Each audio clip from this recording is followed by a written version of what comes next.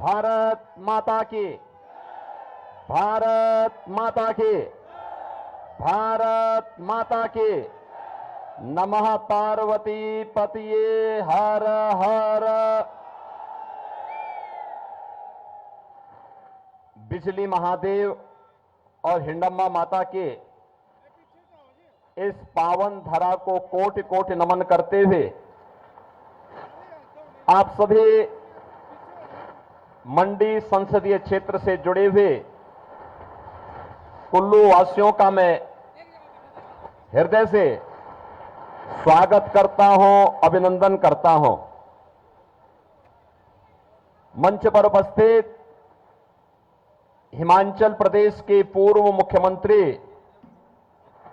सम्मान्य श्री जयराम ठाकुर जी,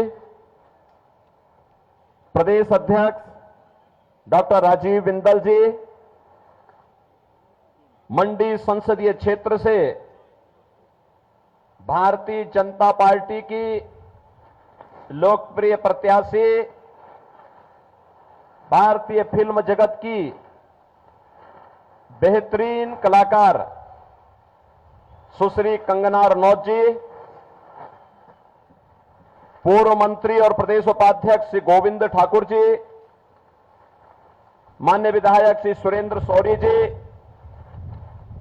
पूर्व सांसद जिनके साथ मुझे भी संसद में कई बार रहने का अवसर प्राप्त हुआ, ऐसे श्री राजा महेश्वर सिंह जी, पूर्व प्रत्याशी कुल्लू श्री नरोत्तम ठाकुर जी, जिलाध्यक्ष कुल्लू श्री अरविंद चंदेल जी, महिला आयोग की पूर्व अध्यक्ष श्रीमती धनेश्वरी ठाकुर जी, पूज्य संत महामंडलेश्वर स्वामी राम शरण जी महाराज, मंच पर उपस्थित भारतीय जनता पार्टी के हमारे सभी पदाधिकारीगण और भारी संख्या में कुल्लू में उपस्थित मेरे सभी उपस्थित बहन और भाइयों, देवभूमि और वीरभूमि दोनों को कोटि कोटि नमन करते हुए मैं आपका अभिनंदन करता हूं।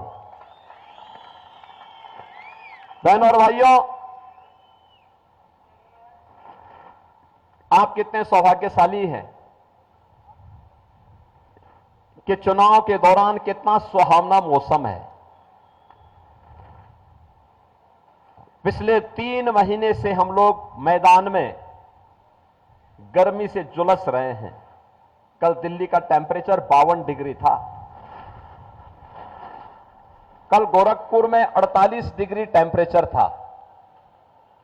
और जब यहां पर मैं आया तो मुझे बड़ी राहत महसूस हुई। मुझे एहसास हुआ कि वास्तव में देवभूमि हमारा हिमाचल प्रदेश क्यों कही जाती है।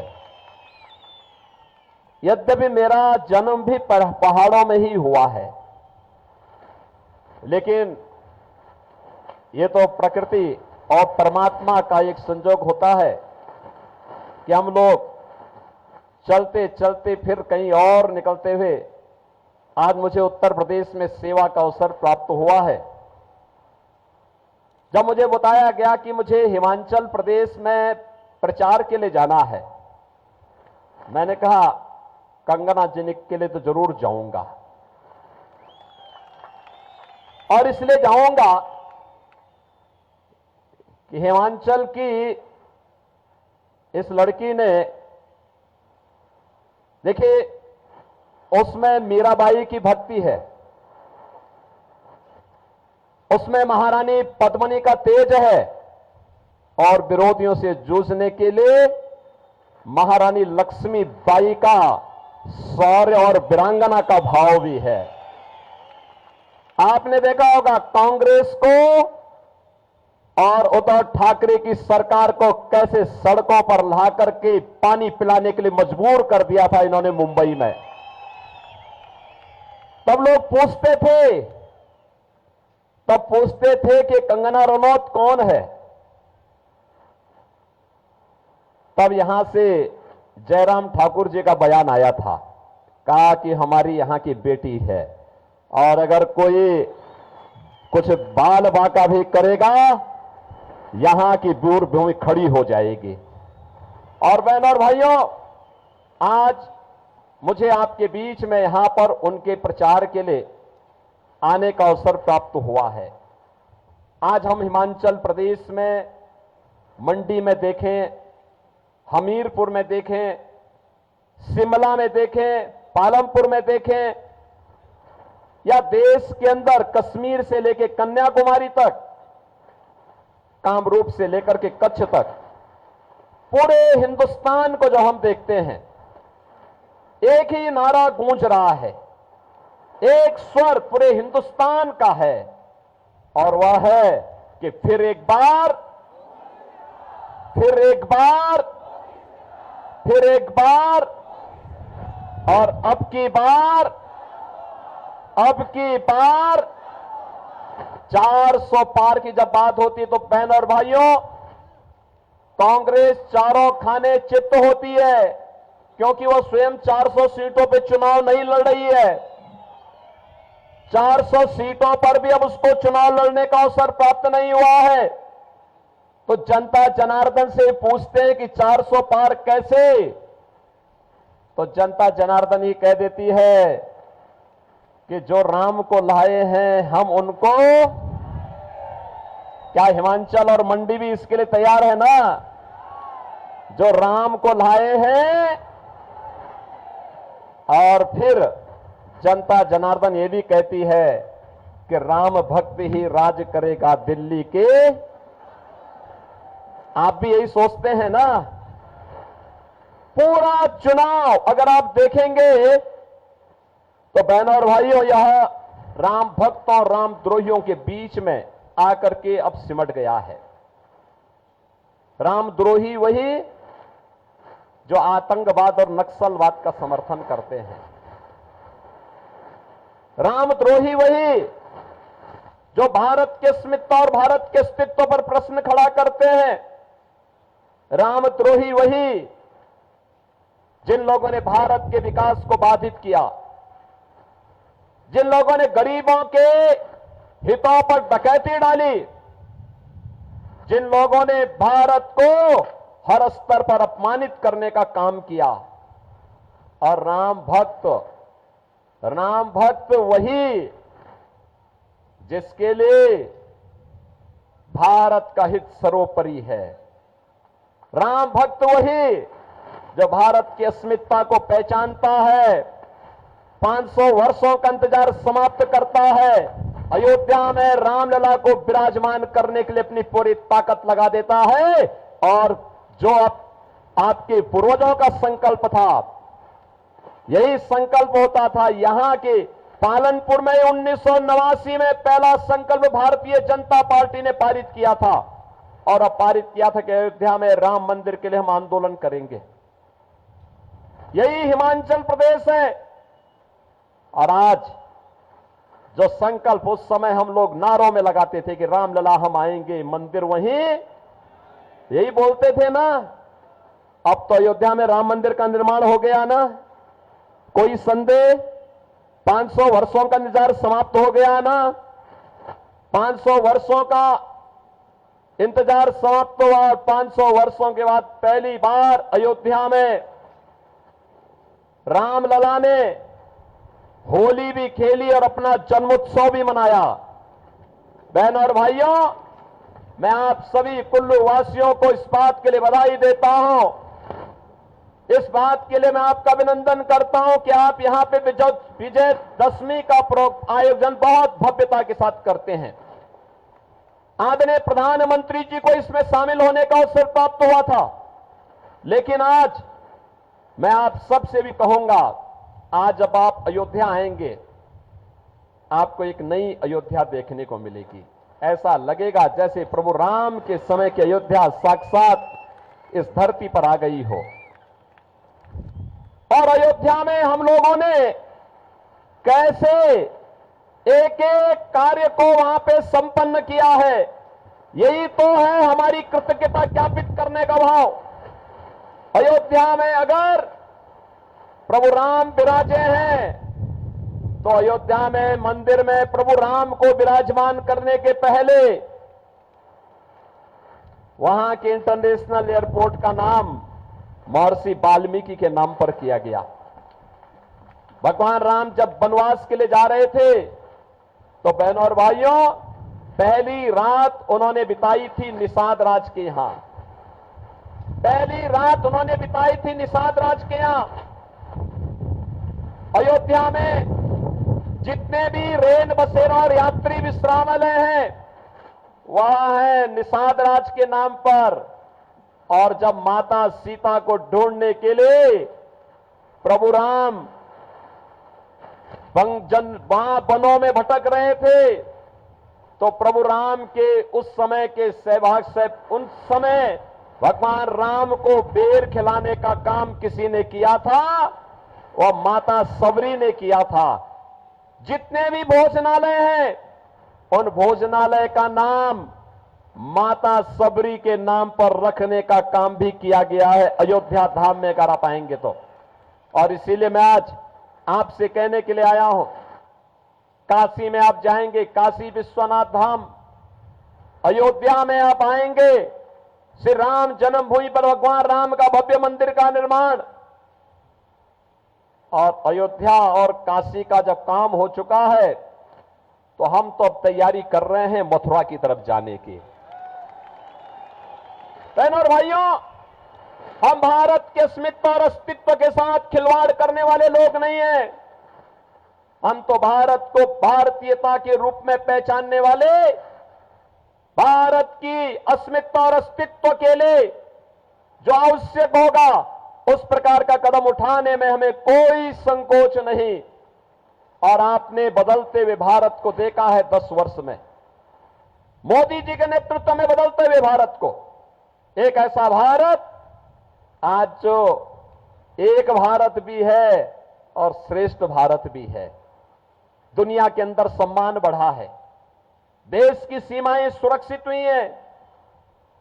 हिमाचल का नौजवान देश की सीमाओं की रक्षा करते हुए पूरी मजबूती के साथ खड़ा है। आतंकवाद और नक्सलवाद समाप्त हुआ है। मुझे याद है, ये महेश्वर सिंह जी हैं, हम लोग संसद में रहते थे, कांग्रेस की सरकार थी, और देखते थे हम लगातार आतंकी घटनाएं घटित होती थी। कभी कश्मीर में, कभी दिल्ली में, कभी अहमदाबाद में, कभी चेन्नई में, कभी अयोध्या में, कभी काशी में, कभी लखनऊ में, लगातार घटनाएं घटित होती थी। हम लोग उस समय की कांग्रेस की सरकार से कहते थे कि आतंकवाद से निपटो, आतंकवाद के सामने क्यों घुटना टेके हुए वो। ये कहते थे आतंकवादी तो सीमा पार के हैं। हमें आश्चर्य होता था, सरकार कह दे, पल्ला झाड़ दे। और आज आप देखते होंगे आतंकवाद और नक्सलवाद समाप्त। अब तो कहीं भी आतिशबाजी करते हुए कोई पटाखा भी जोर से फट जाए तो पाकिस्तान पहले सफाई देता है, कहता साहब मेरा हाथ नहीं है, मैंने नहीं किया है, क्योंकि उसे मालूम है ये नया भारत है, उसे मालूम है ये नया भारत है। यह नया भारत छेड़ता नहीं है, लेकिन अगर कोई छेड़ता है तो छोड़ता भी नहीं है। बहनों और भाइयों, नए भारत में आप विकास के नए नए कार्य देख रहे होंगे। हाईवे 2 लेन, 4 लेन, 6 लेन, 12 लेन के हाईवे, रेल, नमो भारत, वंदे भारत, अमृत भारत की नई ट्रेन की सुविधा, एयरपोर्ट की सुविधा, हवाई चप्पल पहनने वाला भी हवाई जहाज की यात्रा कर सकता है, मेट्रो की सुविधा, रोपवे की सुविधा, 1 district 1 medical college, AIIMS, IIT, IIM, triple IT, NIT और वर्ल्ड क्लास यूनिवर्सिटी का एक संजाल पूरे देश के अंदर आज हम देख सकते हैं। अब तो हिमाचल प्रदेश में भी अपना एम्स है। बहनों और भाइयों, आज जिस कार्य के लिए पहले भारत के वासी दुनिया के अंदर जाते थे, आज वह मोदी जी ने भारत के अंदर ही उपलब्ध करवाने का काम किया है। और गरीब कल्याणकारी योजनाओं की इतनी लंबी फेहरिस्त है, इतनी लंबी फेहरिस्त है। एक भारत है, 80 करोड़ लोगों को फ्री में राशन दे रहा है। और दूसरी तरफ पाकिस्तान है, 23 करोड़ की कुल आबादी, वह भी भूख से मर रही है। और मैं कहता हूं उन लोगों से, इन कांग्रेसियों से मैं कहता हूं जो पाकिस्तान का राग अलापते हैं, मैं उनसे कहता हूं काय भारत में बोझ बने हो। पाकिस्तान में जाओ, वहां कोई भीख भी नहीं देगा, वहां कोई भीख भी नहीं देने वाला है। अरे जो स्वयं भूखों मर रहा है, भारत 80 करोड़ लोगों को फ्री में राशन की सुविधा का लाभ दे रहा है। और बहनों और भाइयों, एक तरफ 80 करोड़ लोगों को फ्री में राशन, दूसरी तरफ 60 करोड़ लोग भारत के अंदर ऐसे हैं जिन्हें उज्ज्वला योजना के अंतर्गत, जिन्हें भारत के अंदर 60 करोड़ लोग हम लोगों ने देश के अंदर ऐसे हैं जिन्हें 5 लाख रुपए की फ्री स्वास्थ्य की सुविधा है। और मोदी जी ने एक बात कही है, उन्होंने कहा था 4 जून को जब फिर एक बार मोदी सरकार बनेगी, 70 वर्ष से ऊपर के हर एक बुजुर्ग को प्रतिवर्ष 5 लाख रुपए स्वास्थ्य की सुविधा के लिए उपलब्ध करवाएंगे। कोई चिंता नहीं घर वालों को। मोदी जी ने कहा है किसान सम्मान निधि जारी रहेगी। 12 करोड़ किसान सम्मान निधि का लाभ देश के अंदर प्राप्त कर रहे हैं। हर घर में शौचालय बन गए हैं।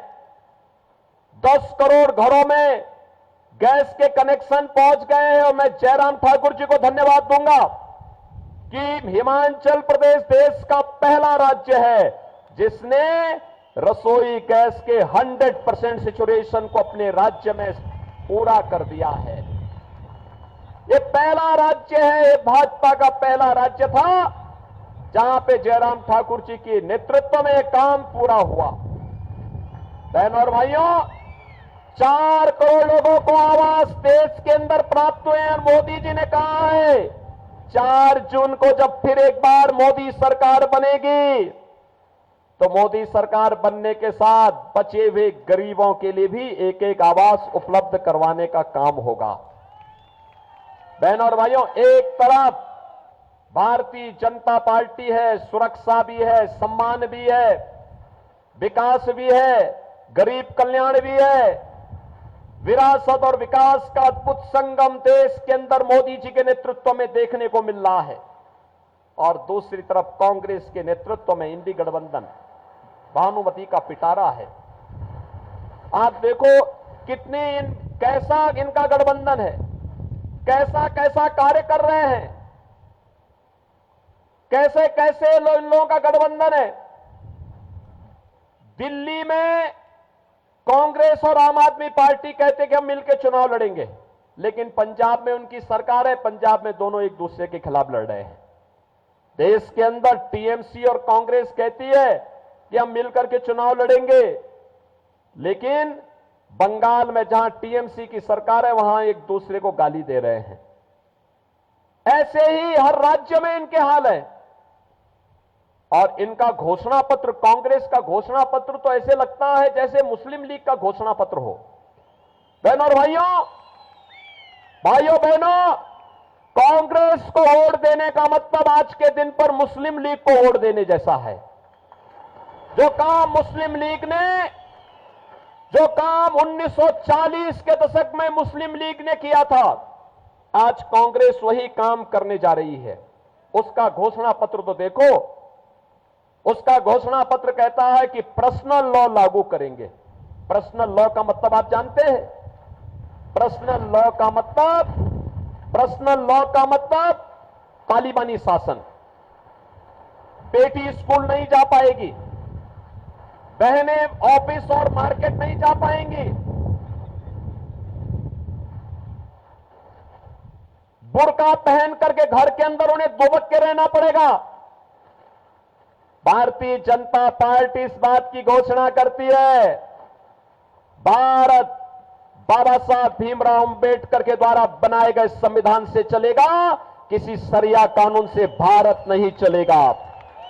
कांग्रेस की इन मंशाओं को पूरा नहीं होने देंगे। और वीर भूमि हिमाचल प्रदेश से मैं आपसे यही कहना चाहूंगा, हमें कांग्रेस की मंशाओं को पूरा नहीं होने देना है। कांग्रेस का घोषणा पत्र कहता है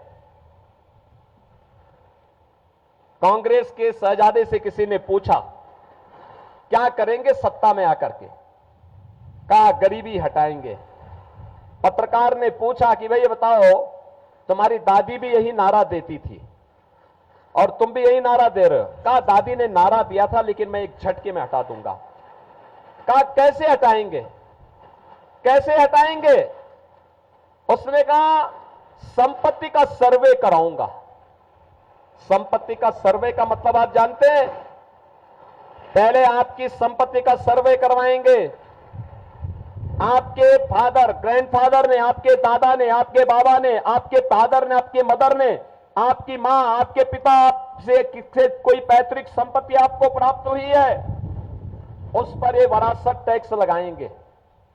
वरासत टैक्स में आधी प्रॉपर्टी ये लोग ले लेंगे, आपकी आधी प्रॉपर्टी ले लेंगे और आधी प्रॉपर्टी लेकर के फिर उसको किसी पाकिस्तानी, किसी अफगानिस्तानी और किसी बांग्लादेशी और किसी रोहिंग्या को, घुसपैठे को दे करके। अब आप सोचो, आपका 4 कमरे का घर है या 2 कमरे का घर है, आपके पिता ने, आपके ग्रैंडफादर ने बना करके आपको दिया है, उसमें से आधे में आप रहेंगे और आधे में एक किसी घुसपैठिए को रख देंगे। क्या आपको अच्छा लगेगा? क्या कुल्लू वासियों में पूछना चाहता हूं, क्या आपको अच्छा लगेगा? क्या कांग्रेस की मंशा पूरी होनी चाहिए क्या? और मैं इसीलिए कहता हूं, इनका ये वरासत टैक्स जजिया कर है, औरंगजेब का जजिया कर। औरंगजेब की आत्मा एक कांग्रेस के अंदर घुस चुकी है। औरंगजेब मुगलों का सबसे क्रूर बादशाह था। औरंगजेब, बहन और भाइयों, कोई मुसलमान भी, कोई शरीफ मुसलमान भी अपने पुत्र का नाम औरंगजेब नहीं रखता है, क्योंकि औरंगजेब ने पहले अपने भाई की हत्या की, फिर अपने बाप शाहजहां को उसने जेल के अंदर कैद कर दिया था। और कैद करने के बाद शाहजहां ने कहा है, शाहजहां की जीवनी अगर आप पढ़ेंगे, शाहजहां ने, अगर आप खुदा पख्त लाइब्रेरी पटना कभी आपको जाने का अवसर प्राप्त हो तो वहां जाइए, शाहजहां और औरंगजेब के बारे में पढ़िए। शाहजहां कहता है कि दुष्ट औरंगजेब, तुझ जैसा कमबख्त पुत्र कभी किसी को पैदा न हो। तूने जीते जी मुझे एक एक बूंद पानी के लिए तरसाया है, और तुझसे अच्छे तो हिंदू हैं जो अपने बड़े बुजुर्गों का सम्मान करते हैं और मरने के बाद भी उनको श्राद्ध और पितरों को जल दे करके उनकी तृप्ति करते हैं। बहन और भाइयों, जिस औरंगजेब के बारे में उसका बाप ये कहता हो, उस औरंगजेब की आत्मा एक कांग्रेस के अंदर घुस चुकी है। और इसीलिए मैं आपसे कहने के लिए आया हूं, स्वतंत्र भारत में अब किसी औरंगजेब को पैदा मत होने दीजिए। ये औरंगजेब है जिसने काशी में भगवान विश्वनाथ का मंदिर तोड़ा था। यही औरंगजेब है जिसने मथुरा में भगवान कृष्ण की जन्मभूमि पर मस्जिद का निर्माण कर दिया था। बहन और भाइयों, हमें इन दुष्टों को फिर से जीवित नहीं होने देना है, और इसीलिए तो हम यूपी के अंदर बहुत सख्ती से निपटते हैं इन लोगों से, बहुत सख्ती से। आपने देखा होगा, आज तो मैं जब हिमाचल आता हूं तो हिमाचल का ट्रांसपोर्टर मेरे पास आता है, कहता साहब जब से आपकी सरकार आई है, बीजेपी की सरकार आई है, हम बड़े सुकून से यूपी के अंदर जाते हैं। मैंने कहा कैसे? कहा साहब आज वहां कोई परेशानी नहीं, कोई लूटपाट नहीं, कोई पैसा हमसे नहीं मांगता। लेकिन दूसरी तरफ वहां पे ये औरंगजेब को अपना आदर्श मानने वाले जितने बड़े बड़े माफिया थे, इन माफिया को हमने एकदम ठीक करने का काम किया है। बहन और भाइयों, हमारा संकल्प था कि अयोध्या में रामलला का भव्य मंदिर बनाएंगे, वह संकल्प भी पूरा हुआ। और हमारा संकल्प था कि उत्तर प्रदेश को माफिया मुक्त करके इनको मिट्टी में मिलाने का काम करेंगे। बहन और भाइयों, आज आप देखते होंगे उत्तर प्रदेश में कोई माफिया नहीं बचा है, कोई नहीं बचा है। आपने 7 वर्ष में यूपी में कोई दंगे का नाम सुना? अब नहीं होता दंगा, कोई कर्फ्यू नहीं, कोई दंगा नहीं, बेटी और व्यापारी की सुरक्षा पे कोई खतरा नहीं। हर ओर खुशहाली है, विकास के पथ पर तेजी के साथ आगे बढ़ रहा है यूपी। और इसलिए क्योंकि हमने कहा वे जिसको औरंगजेब प्यारे हैं तो उसकी कब्र में ही जाओ, तुम्हें वहीं दफना देते हैं। और बहनों और भाइयों, आज यूपी में सब चंगा है, बहुत अच्छा है, कोई दिक्कत नहीं। और मैं आपसे यही अपील करने के लिए आया हूं, कांग्रेस भटक चुकी है, पूरी तरह अपने रास्ते से भटक चुकी है। मुस्लिम लीग का एक नया संस्करण के रूप में यह अपने आप को स्थापित कर चुकी है। और इसलिए बहनों और भाइयों, किसी बहकावे में नहीं आना है। यहां पे देखिए, आपने भारतीय जनता पार्टी ने आपके बीच में प्रत्याशी बना करके सुश्री कंगना रनौत जी को आपके पास भेजा है। देखिए, उनके पास प्रतिभा है, कार्य करने की क्षमता है, उनके पास कला भी है। और कला के माध्यम से इस मंडी संसदीय क्षेत्र को कैसे चमकाना है, कैसे आगे बढ़ाना है, ये विकास के कार्य करने की एक जज्बा भी है, कार्य करने का, आगे बढ़ने का एक उनके पास क्षमता भी है और जज्बे को आगे बढ़ाने की सामर्थ्य भी है। आपने उनकी सामर्थ्य को देखा होगा। आप सोचिए, इस पहाड़ से निकल करके अपने बल पर, अपने दम पर, अपने संघर्षों के बल पर जिन्होंने भारतीय सिने जगत में अपना एक स्थान बनाया हो। और अब मुझे पता लगा, इन्होंने बीच में एक फिल्म में जयललिता का रोल किया था, बहुत शानदार रोल था इनका। आप कभी उनकी उस फिल्म को देखेंगे तो ऐसे लगता, मैं कहता था भी ये लड़की जयललिता का रोल, मुख्यमंत्री के रोल को कैसे कर देगी, लेकिन बहुत शानदार रोल उनका उस समय था। और अब मैं कह सकता हूं कि बहनों और भाइयों, जब वो चुनाव लड़ने के लिए मंडी में आई है तो कुल्लू वासियों की जिम्मेदारी बनती है, कुल्लू वासियों की जिम्मेदारी बनती है कि उनकी सामर्थ्य को, उनकी शक्ति का उपयोग करें, उन्हें अपना सांसद बना करके भेजें। देश की संसद में, देश के अंदर जो पूरी आवाज, एक स्वर पूरे देश के अंदर है कि फिर एक बार मोदी सरकार, और अब की बार 400 पार। तो 400 पार में मंडी समेत हिमाचल की चारों सीटें आएंगी, आएंगी। दोनों हाथ आकर मुझे आश्वस्त करिए। आज चुनाव प्रचार का अंतिम दिन है। आज सायकाल प्रचार बंद होगा, कल केवल घर घर संपर्क कर पाएंगे आप दोनों हाथ आकर के मुझे थोड़ा आश्वस्त करिए, करेंगे, जिता के भेजेंगे। लेकिन इसके लिए सभा के बाद और कल एक दिन का समय मिलेगा। क्या आप में से हर व्यक्ति 10-10 घर में जाकर के जनसंपर्क कर पाएगा? कर पाएगा? और परसों उन सबको मतदान केंद्र में ले जाके मतदान करवा देगा, करवाएगा? बहनों और भाइयों, मैं आपको कंगना जी से भी कहूंगा, यहां के सभी विधायकों से भी कहूंगा, चुनाव के बाद एक बार अयोध्या का दर्शन करने के लिए आए। इन सब लोगों को अयोध्या का दर्शन कराने के लिए लेके आए। कितने लोग अयोध्या दर्शन करने के इच्छुक है? पूरा कुल्लू ही दर्शन करना चाहता है। आप आ जाएंगे तो मैं सारी व्यवस्था अयोध्या में कर दूंगा। अयोध्या में सारी व्यवस्था की जिम्मेदारी हमारी। सहमत है? कमल खिलेगा। दोनों हाथ आके बोलेंगे भारत माता की, भारत माता की, भारत माता की जय श्री राम, जय श्री राम, जय जय श्री राम।